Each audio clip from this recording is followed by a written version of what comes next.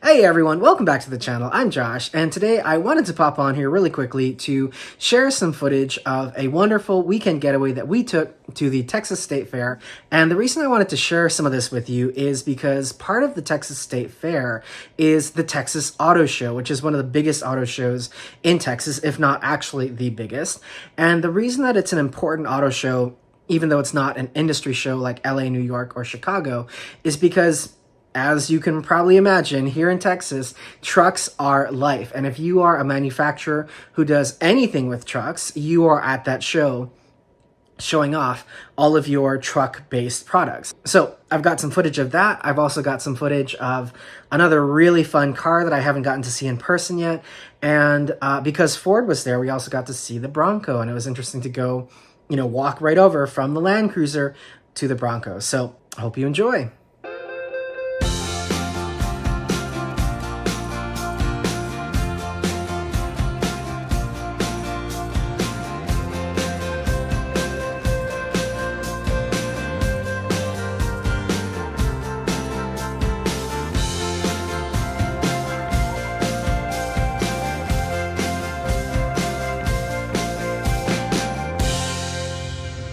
Hey guys, so we are at the Texas State Fair this weekend, and obviously this is a big deal if you live here in Texas.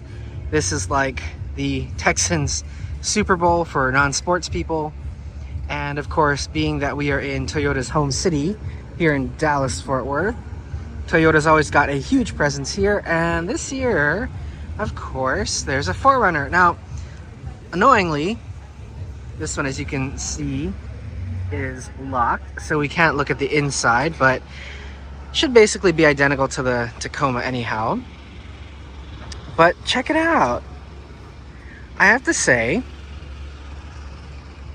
I don't mind the look as much in person, which I think a lot of other people have said too, because I think in the pictures, and probably for like deliberately, it looks rather exaggerated in some of their photos and videos. But it doesn't look too bad in person. I really like the kind of classic 4Runner window that actually goes above the roof line. Here, that's a really nice touch. Though, one thing I am not crazy about, that I liked about my 4Runner TRD Pro, which is a 2020, 5th gen, this one is still quite exaggerated in terms of kind of the overall look, but that's what a lot of people like, so that's what we have here. I do like the painted over fenders. This one is a prototype, so I'm not going to judge anything just yet. Though that paint up close looks a little bit sketch. But yeah.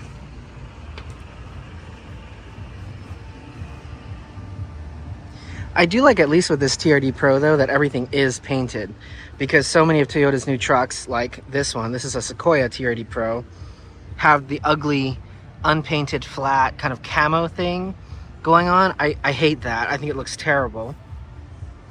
So the 4Runner being fully painted, not having all of that, at least on the outside. The seats have, I think they have that camo look to them, but on the outside, I think Toyota's kept everything about, except for the V6, they've kept everything that people like about the 4Runner in the 4Runner. And again, I've said before, I'll say it again, that's why I like the 4Runner way better than that guy over there. So yeah, quick look at the new 4Runner. I am looking forward in the future to getting to drive this, and then also I of course want to see what lower trims look like, because obviously the TRD Pro is going to be top of the stack, so it's going to have all the things, but as it is here, not bad. And I actually quite like this color too, this kind of like almost chocolate milk looking color. I'm sure it's got a more off-roady name than that, than chocolate milk, but it's a really nice kind of medium brown. And yeah,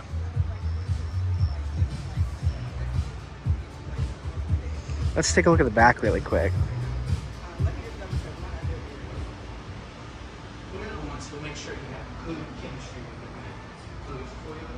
Yeah, that's the 2024 number. Okay. This looks almost identical to the 5th gen. That's so funny. These taillights are a little bit bulbous, but not bad. And of course, got the bar across the back and iForce Max badge down there on the side. TRD Pro kind of blind stamped into the tailgate there. That's quite nice. And yeah, so new 4Runner. What do you guys think? Okay, moving on back in the Toyota Pavilion, we have the Land Cruiser, and if this looks familiar, it's because this is exactly what we drove in the full review. This is a white 1958. So again, all the base model interior touches that we talked about before. You know, fully plastic door card. And this car is, of course, $57,495. That number is etched in my mind because of the one that we drove, because I was so appalled by how expensive this base model trim is. And the funny thing about this Land Cruiser, obviously we've talked at length now about this, so I won't get too far into it, but right over here next to it, literally right next to it, is a TRD Off Road. And this is what I was saying in the video, that, you know, you can get this for 46 grand, which is in line with a base Bronco and Jeep Wrangler, or for more than $10,000 more, you can get the Land Cruiser with basically nothing. So let's go ahead and look at this. And this is, let's take a look at the window sticker here first. So there we go, 46,000. This is, again, exactly what I was saying, TRD Off Road. This is not the premium trim, so this is the base TRD Off Road.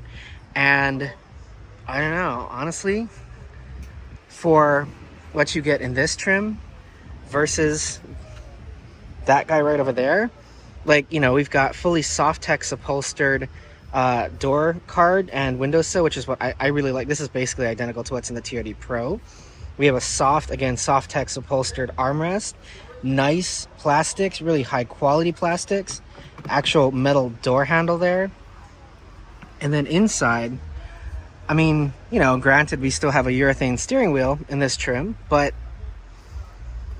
cloth seats, and these actually, I will say, okay, older 4Runner cloth seats feel really good, and I actually really like these. The texturing in the middle is really nice there.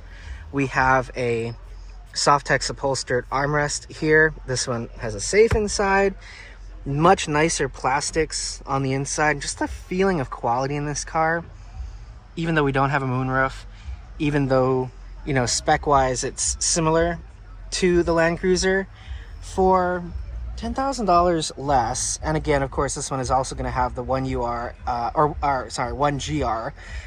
FEV6. I don't know about you guys, but even with the antiquated, and look at that door close, so much nicer, even with the antiquated 5-speed gearbox that's in the TRD Off Road, I'm taking this thing all day long versus that. I don't like that at all. And even, you know, even though the interior is nicer, obviously on a mid-grade trim, the engine and the powertrain in that, the way it drove for me, again, like I said in the video, deal breaker, straight out, at least for this year. And for 2024, if it were my money, I'm buying a 4Runner over a Land Cruiser all day long.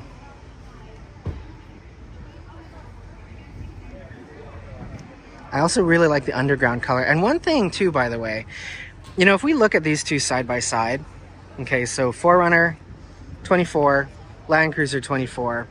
I mean, I know that that one is a Land Cruiser and it has the, you know, the new boxy Land Cruiser look, but I think for $10,000 less, this one looks so much nicer.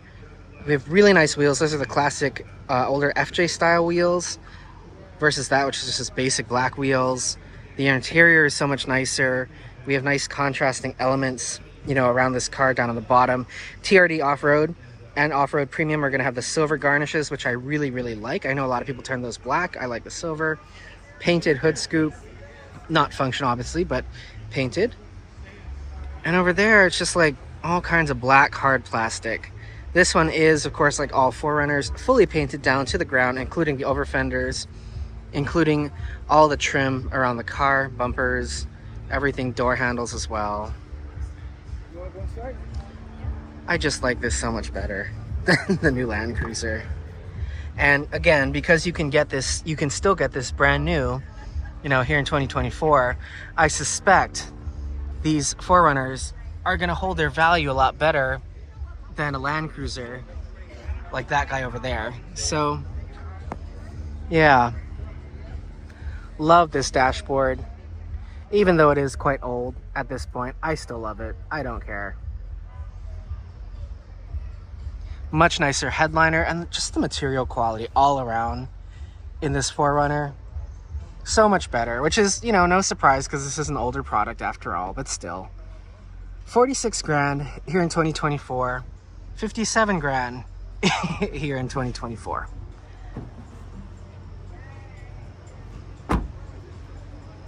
Love the white badging here on this one as well. And then again, I like silver accents. I know a lot of people don't. I like silver accents, so I like the silver accent trim down on the bottom. Both of these, of course, have a manual liftgate. No power there, no power here, so no big difference. And the other thing, by the way, too, that you'll notice, that I noticed on that Land Cruiser, there are way more unseen parts in, you know, older Toyota cars that are fully painted. Like this is the inside of the tailgate.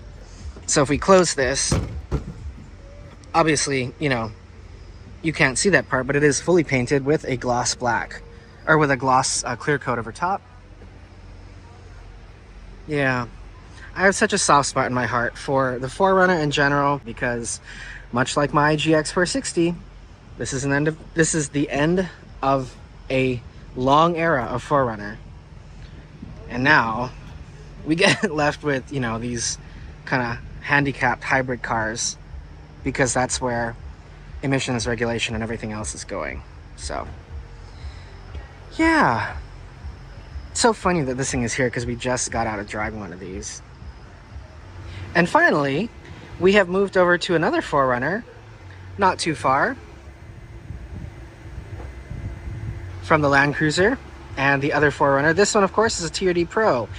And the reason I wanted to just take some video of this really quickly, obviously I own one, so I know this car pretty well, but this, you guys, is the same price as a base Land Cruiser 1958, which is, in my opinion, ridiculous, because this thing is so special. I know not everyone's going to find it special. I know a lot of people are still going to like the Land Cruiser, but these, not only are they way more special, they hold their value like crazy. I mean, you go look at the value of used 4Runner TRD Pros on the market. They are I'm trying to do this one-handed. There we go. They are insane, mainly because of this engine here, the 1GR FEV6. And the fact that we know, you know, these 4Runners will hold their value, or will last, you know, till the end of time, really, because they're so simple and so basic. And then, of course, the TRD Pro has the Fox suspension. It's got the additional, the roof basket, the FJ Cruiser style roof basket on the TRD Pro. A few extra niceties over the TRD Off Road. Of course, moonroof, though you can get this on the 4Runner TRD Off Road with the premium package, but in here, full Softex seats, same Softex upholstered door cards that we saw in the TRD Off Road, but in here we do have a leather wrapped steering wheel. And for me, the reason I actually bought the TRD Pro when I bought my 4Runner was I wanted the dual zone automatic climate control and the JBL sound system. And these two things, this whole center stack here, you can only get, even here today in 2024, you can only get this in a TRD Pro or a 4Runner Limited. So that was a really nice thing. I also really loved having my, even though it wasn't full-time four-wheel drive, I love the manual transfer case in the TRD Pro as well. And just all the materials in this car feels so much better than what's in that Land Cruiser. Fully Softex upholstered door card here all the way down. This, by the way, is also upholstered Softex. Real metal door handles. Really high quality pieces. Solid door. Really nice kind of combination of gloss accents, upholstered accents, and hard plastic, of course, because it is a Toyota off-roader. But still, for the same price as, again, that base Land Cruiser, wherever it went, it's somewhere around there. If you've always loved 4Runners or you want a new one before they go away, 2024 is your last shot, and these are a gem. And one more thing as well, speaking of the just buying one new and then, you know, holding on to it for as long as you want. When I bought mine, I bought it brand new in 2019. It was a model year 2020, so it had the new safety stuff and of course the nicer interior, the new infotainment and such with CarPlay. I bought mine new for $46,500. That was in 2019 when you could still get cars, even TRD Pros, for invoice. But then I sold mine in 2023 for $50,000. And at that point, I'd had it for 4 years, and I'd put about, I want to say like 15 to 20,000 on it. And I mean, it appreciated over the time I had it. That is not going to happen with that Land Cruiser, but it can very easily happen with this. Because, you know, with anything, like any car, once these are gone and you can't get them new, they're going to hold their value. I've even thought about buying one of these just as an investment to keep it stock, keep it, you know, almost brand new, and then selling it in a few years. But I probably won't do that because we don't need to be doing that. But anyway, love 5th gen 4Runner, especially TRD Pro. But, you know, that TRD Off Road, that's over here too. If you don't have the $58,000 or you don't, you know, want to spend that on it, either one of these is a great choice. And both of these are going to be cheaper than any new Land Cruiser. All right, guys, I've got a bonus clip. So at the Texas State Fair is, you know, every automaker, GM, Ford, or every truck automaker, Toyota, GM, Ford, plus a bunch of others inside. So let's take a look at a Bronco since they're all here. And I want to see what... Okay, watch. Well, that sounds better than the Land Cruiser. I want to see what this feels like relative to the Land Cruiser. Now, this one is an Everglades, so $58,000, so about the same price as the new, as a base 1958. Since they're about the same price, That one a little more reasonable. what the interior looks like. And you know what?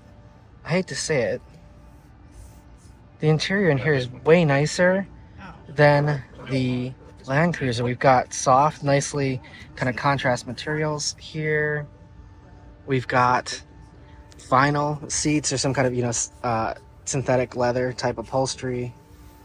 Quite durable, of course. Just overall, I think a much nicer interior, at least more thoughtfully designed, if not actually higher quality, than what's in the 1958 Land Cruiser. And this one even has the sound deadened hardtop. So even though this does obviously all come apart, you have a liner on the top to insulate a little bit with noise, make it feel and look a little bit nicer. These feel a lot better than what's in the Land Cruiser, the base 1958. I like the screen. This is either a 12 or 14 inch screen. It's quite a big display. Might not look that way, but I mean, you can see how big that is. I love all the buttons for climate, though that we had in the Land Cruiser as well. But overall, if I needed, like I said in the video, sorry, I'm climbing around trees. If I needed a dedicated off-roader, like what these are supposed to be, I would probably get a Bronco or a Wrangler, or the 4Runner TRD Off-Road, of course. But I'd get any of these three over a Land Cruiser 1958. Look at this contrast color. So there's a gray kind of center insert, black down the sides, nice interesting textures and patterns here. Nice door close as well. That's quite impressive, actually. Here's the driver door. So this is hard, but this is soft and it's padded. The rest is hard, but you can see the difference in texture that we have here. This feels like a real metal door pull. Leather wrap steering wheel as well. That we did have in the Land Cruiser. Small-ish digital gauge cluster, but that's okay. I like the touches on the Bronco. I think Ford did a really nice job with design as it relates to making it, even though, you know, a lot of this is plastic, I like the way that they've made it feel more special than just a base model interior like what we have in the Land Cruiser. Because you get into this car and you don't feel, I don't think, much like you do at the Land Cruiser. At least I felt like with the Land Cruiser. I feel like I'm getting, you know, something that at least feels more special for the $60,000 I'm paying for this. And, you know, I know a lot of people are going to leave comments and, oh, it's a Ford, I'm found on road dead, and blah, blah, blah. We've owned like 4 or 5 Ford cars. And yes, they can be problematic sometimes, especially if you buy a first model year car, like any other brand. But, oh, check that out.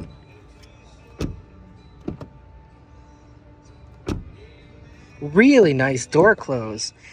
Even though it's got frameless windows, nothing's rattling, nothing is shaking. There's not even a gasket, but it feels and sounds really tight. I like that a lot. All right, guys, hopefully you can hear me. We've moved on inside now, and look at what they've got here, a Crown Signia. This is the XSE, of course, with the copper crest-like color. It's not copper crest because that's a Lexus color. But let's take a look inside this Crown Signia.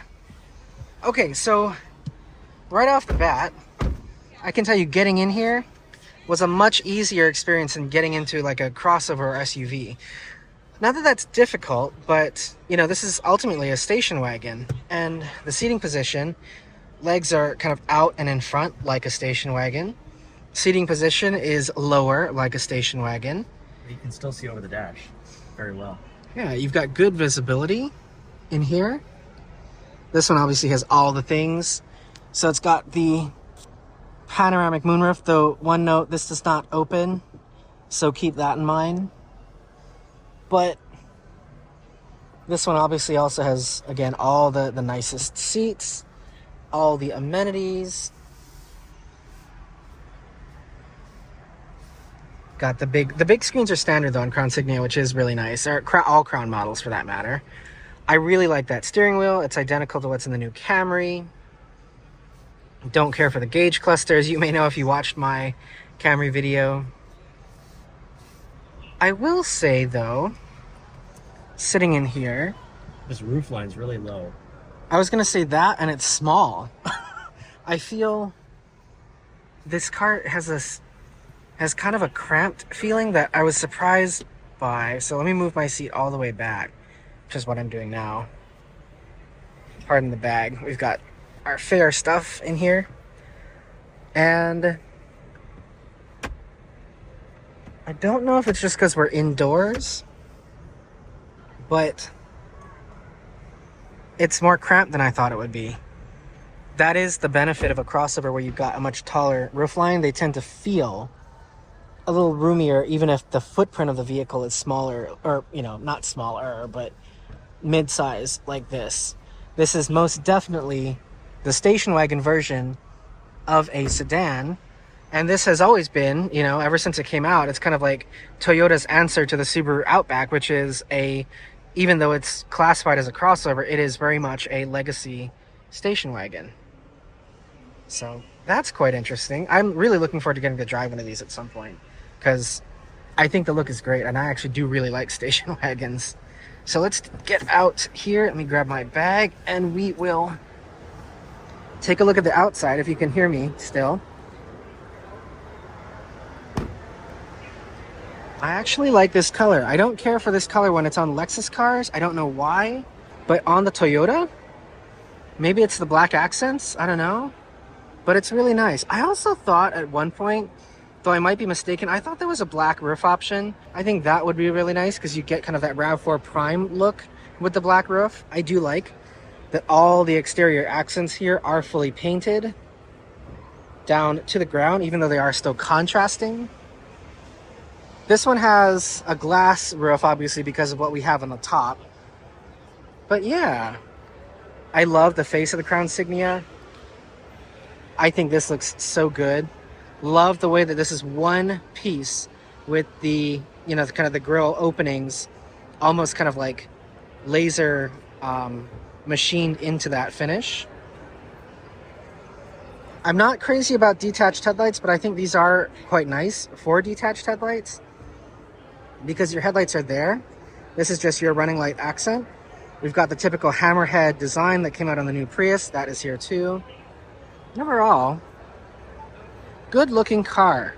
Okay, I keep saying I'm done and then I find something else to show you really quick. I'll just say one more thing. It'll probably be 5 more things, but anyway, something to know for the 2025 model year for RAV4 Prime and Prius Prime. They're no longer called that. This is now called RAV4 Plug-in Hybrid. As you can see, we've lost the badges on the side, and then if we go to the back, this is obviously the formerly Prime, but this is the plug-in hybrid version. Check it out, no Prime badge. Instead, on this side, we have the new below zero badge, which I hate. I think this thing is so ugly. And now it just says PHEV. So, no longer called the RAV4 Prime. Same thing over here. This is our new 2025 Prius Prime, or Prius plug-in hybrid, sorry. It's gonna take a while for me to get used to that. Again, Prius plug-in hybrid, no Prime badge. And on the back, if we look at this guy, it will just say Prius, no Prime, and plug-in hybrid. You guys, I am so excited. I am sitting in one of my stranger dream cars. This is the new ID BUZZ. And let me flip you around and show you what I'm looking at. Okay, so here is the ID BUZZ. And I love this thing so much because I have always loved the Volkswagen bus. And I remember when the microvan concept was around, and this is like, I'm talking probably like 25 years ago. I'll put on screen what I'm talking about, but check this out. I mean, this is really the closest thing that's ever come to that microbus concept, which I had a model of at one point, and I don't know whatever happened to it. My parents probably threw it away when I left home or whatnot. But anyway, look at this. I mean, I wish it wasn't all electric, but even still, I mean, this is like, the thing with Volkswagen is they have so many cars to pull from in their catalog of, you know, history that make great EVs, like this Volkswagen bus in the new age, you know, ID BUZZ. And John and I are of the opinion that they should bring back the Beetle as an EV, because that would be a great EV. I love it though. And that seems to be the general consensus here, that people love this. Look at that! That is, oh yeah. The mini window too. Yeah. You got the mini window? Yeah, there's like a smaller window right here. That lady. I would love to have one of these. Starts at $59,995. I mean, come on, you can't hate this car. It's so happy, and like, you know, what the world needs right now is peace, love, and happiness, right? So maybe if you drive one of these, everyone around you will be happy, because not only do they get to see it, but, you know, your friends get to ride in it. And check this out. I mean, Massive. it is massive. Inside is really big. It's huge, but, you know, every car is huge today. And minivans, come on, like, if this could spark like a minivan renaissance, I think that would just be amazing. Though I don't know if anyone could really do it, you know, the way Volkswagen can do it. So, yeah, so cool to get to see the ID BUZZ. All right, guys, well, that is about it. I hope you enjoyed our quick getaway to Dallas. It was so much fun. We love Dallas. We love going. We're from a big city, you know, Los Angeles, so in many ways, Dallas feels like home to us. And in addition to the state fair, we also got to do a bunch of shopping, a bunch of eating around Dallas. There's so many shops and restaurants and stuff that we just don't have here in Austin because we're a much smaller city. While we were there, I finally got my hands on the Mission to the Moon phase in pure white. I have been after this thing for months. It's ridiculous. Have wanted this ever. Finally got to pick it up at the Swatch store at North Park. So happy. And yeah, had a great trip. Anyway, that's the weekend. Thank you guys so much for watching. I will talk to y'all soon. Have a great one. Questions and comments, leave them downstairs. Email me at the email that you see here on screen. And I will talk to you guys in the next one.